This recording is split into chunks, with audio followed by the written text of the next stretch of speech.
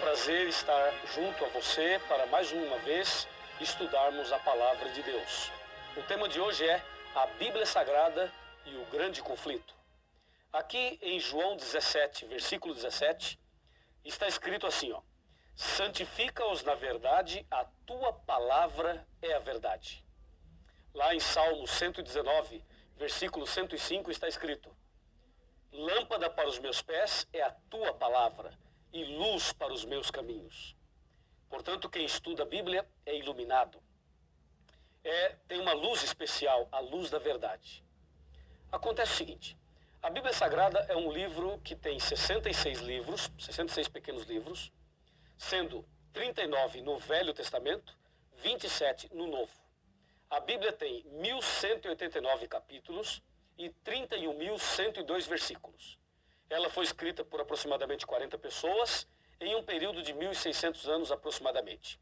Foi escrita em hebraico, aramaico e grego e já foi traduzida em mais de 1.500 línguas e dialetos. O autor da Bíblia é Deus e o personagem central da Bíblia é Jesus Cristo. Assim, você tem alguma informação a mais a respeito da Bíblia Sagrada. Acontece que a Bíblia Sagrada é a palavra de Deus e Satanás não gosta da palavra de Deus.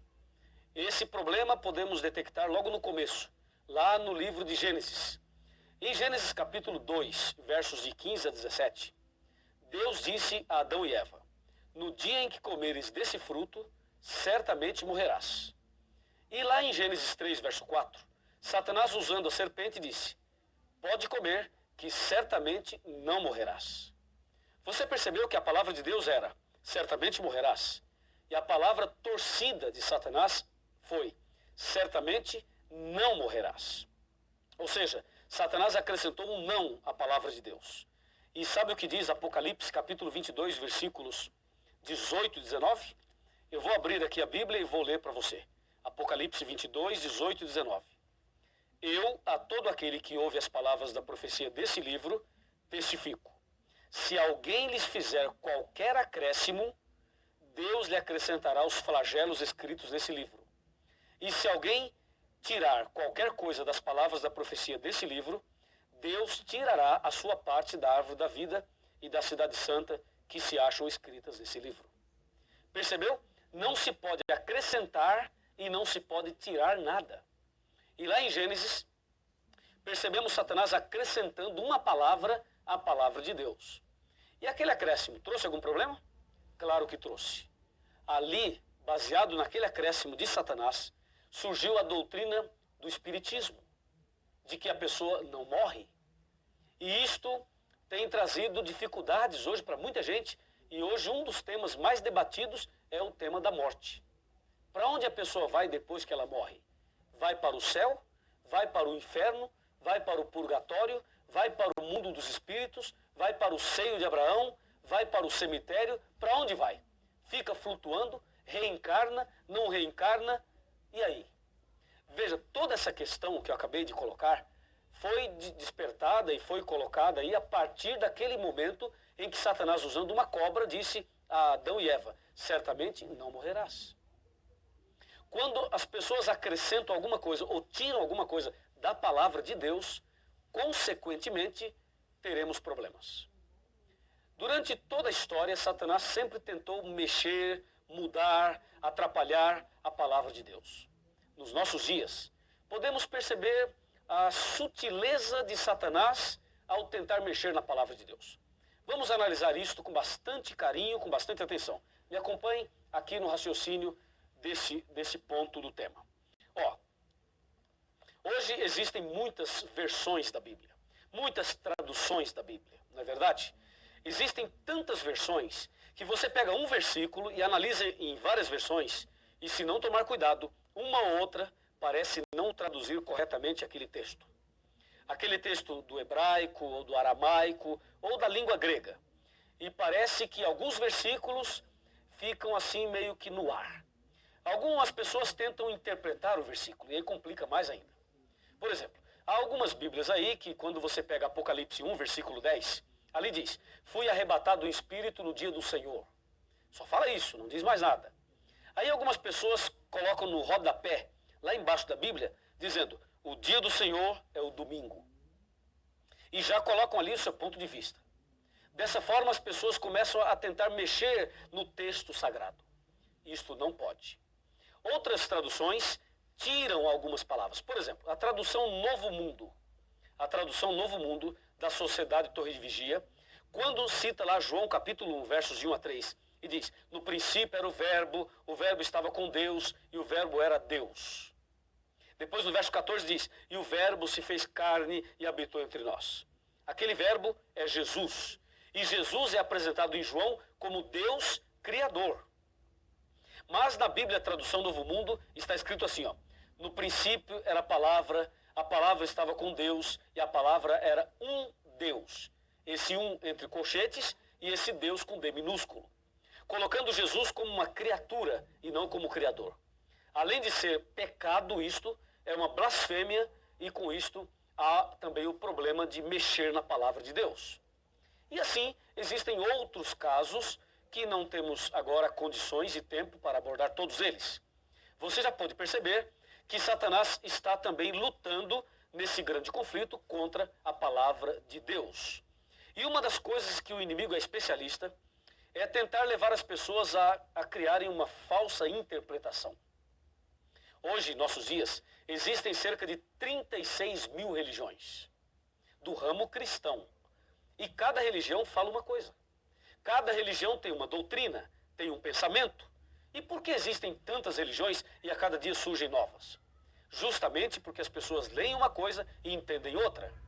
Ou porque o inimigo muitas vezes atrapalha a compreensão da pessoa da palavra de Deus. E por isso nós temos que tomar bastante cuidado e prestar muita atenção e ler a palavra de Deus sempre com muita oração. Se você pegar a Bíblia romana e a Bíblia João Ferreira de Almeida e fizer uma comparação, você irá perceber algumas coisas graves. Eu vou lhe mostrar algumas delas. Me acompanhe. Agora eu vou fazer uma análise rápida da Bíblia romana e também fazer uma comparação com a Bíblia João Ferreira de Almeida, atualizada ou corrigida, tanto faz. Me acompanhe aqui. Ó, na palavra de Deus, já disse, ela tem 66 livros, certo? Disse também que ela tem 1.189 capítulos, 31.102 versículos, 773.693 palavras e 3.566.480 letras. E vimos que a Bíblia está subdividida em 5 partes, foi o nosso primeiro estudo. Agora veja, a ira de Satanás contra a palavra de Deus levou ao seguinte problema, comparando a Bíblia romana com a Bíblia original. Na Bíblia original, nós sabemos, como eu já disse, existem 66 livros, mas a Bíblia romana tem 73 livros. Assim, podemos perceber a ira de Satanás mexendo na palavra de Deus. Como já vimos também, ele é especialista em mudar e torcer a palavra de Deus. Por exemplo, na Bíblia romana, existem 7 livros a mais. O primeiro livro é 1 Macabeus, depois 2 Macabeus, depois Tobias, em seguida Judite, depois Sabedoria, Eclesiástico e Baruque. Esses 7 livros são conhecidos como livros apócrifos, ou seja, livros ocultos. A palavra apócrifo aí vem do grego, que quer dizer oculto. Alguma coisa que não foi revelada por Deus. Então esses 7 livros aí aparecem a mais na Bíblia romana. E mais, no livro de Esther existe um acréscimo. E no livro de Daniel também existe um acréscimo. Assim, a Bíblia romana vai contra um princípio da própria Bíblia, que diz, nada deve ser acrescentado e nada deve ser tirado. Como você pode perceber, eles acrescentaram, enquanto em outras versões eles tiraram. Mas nós devemos manter fidelidade à palavra de Deus. E hoje, em nossos dias, muitas pessoas não aceitam certos pontos bíblicos, porque dizem, isso está no Velho Testamento. Veja, as pessoas às vezes acham que pelo fato de estar no Velho Testamento, não devem aceitar. Quantas e quantas pessoas dizem, eu não aceito isso, nem aquilo, porque está no Velho Testamento.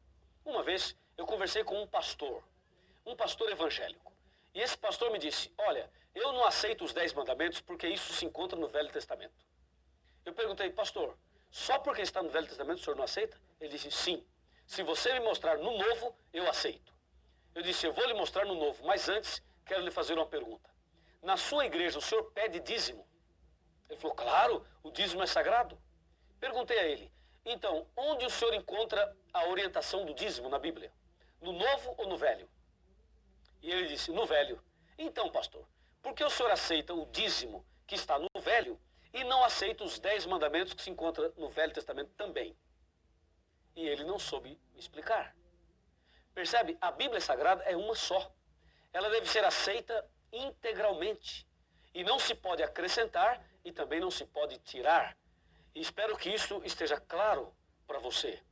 O problema é que esses 7 livros a mais que eu acabei de mencionar, eles trazem mensagens estranhas, erros doutrinários, como orações pelos mortos, falsas curas, feitiçarias, salvação por esmolas e obras, alteração do destino das almas após a morte e também a falsa doutrina do purgatório.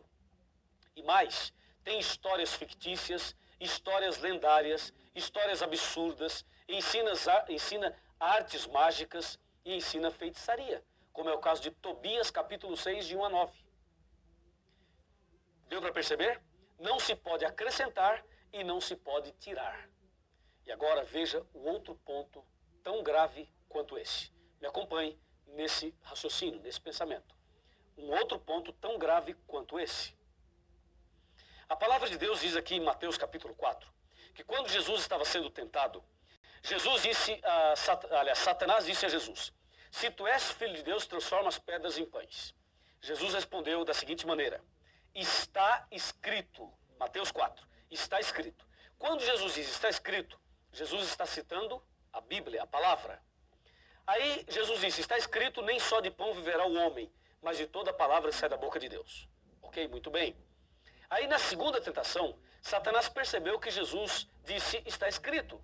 Então na segunda tentação, no versículo 5, diz assim, ó, então o diabo levou a cidade santa e colocou-o sobre o pináculo do templo e lhe disse, se és filho de Deus, atira-te abaixo, porque está escrito, aos seus anjos ordenará a teu respeito que te guardem, e eles se sustentarão nas suas mãos para que não tropeces em alguma pedra. Você notou que na segunda tentação o diabo disse está escrito? E aí Jesus rebate essa tentação no versículo 7 dizendo, respondeu-lhe Jesus, também está escrito, não tentarás o Senhor teu Deus. Você notou que em um texto o diabo diz, pula Jesus, porque está escrito que Deus vai te proteger. E Jesus rebate dizendo, mas também está escrito. Eu pergunto, quem estava certo, Jesus ou Satanás? Satanás ou Jesus? Quem estava com a razão? Claro que você vai dizer, Jesus está com a razão, e eu também digo isso. Mas você diz que Jesus estava com a razão só porque o outro é Satanás? Ora, Satanás usou a Bíblia, não usou? Jesus usou a Bíblia também, não usou? Claro, os dois usaram a Bíblia. E como você sabe que Jesus está certo e o diabo não, se os dois usaram a Bíblia? Quer ver? Para complicar um pouquinho mais. Imagina, tira Jesus, tira Satanás do contexto aqui, do cenário aqui, e coloque uma religião no lugar de Jesus e outra no lugar do diabo. Uma usa a Bíblia e diz, é assim. A outra usa a Bíblia e diz, não, não é assim, é assim. E aí eu pergunto, qual das duas está certa? Percebeu? Aí a coisa começa a se complicar.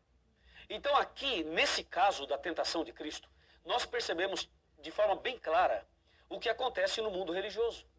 Nem todo mundo que usa a Bíblia está falando a verdade.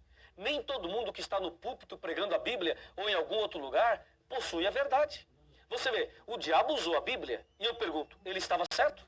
Não, não estava. Jesus usou a Bíblia e Jesus estava certo. A pergunta é, por que Jesus estava certo e o diabo não, se os dois usaram a Bíblia? É simples, é que Jesus usou o texto dentro do contexto e o diabo usou o texto fora do contexto, totalmente fora. O diabo pegou um texto e forçou o texto a falar uma coisa que ele não estava falando. É justamente isso que acontece em nossos dias. É exatamente esse o problema. As pessoas hoje, muitas delas, usam o texto fora do contexto. Só para você ter uma ideia, uma vez eu estava ouvindo um programa de rádio e o pregador dizia assim, ó, o Salmo 23 fala, preparas uma mesa perante mim na presença dos meus inimigos. Sabe o que esse pregador fez? Mandou fabricar uma mesa e colocou uma toalha branca sobre a mesa e deu envelopes para as pessoas e disse para as pessoas, coloquem os seus pedidos sobre a mesa, porque Deus diz, preparas uma mesa na presença dos meus inimigos. E diz ele, sexta-feira tal, nós iremos aqui fazer oração forte na presença do inimigo e Deus nos dará a vitória, porque está na Bíblia. Você percebeu? Ele pegou um texto da Bíblia, torceu o texto e fez o texto falar uma coisa que não está falando para tentar convencer as pessoas a darem dinheiro e a fazer a campanha que ele queria fazer. Isto aí é usar o texto fora do contexto.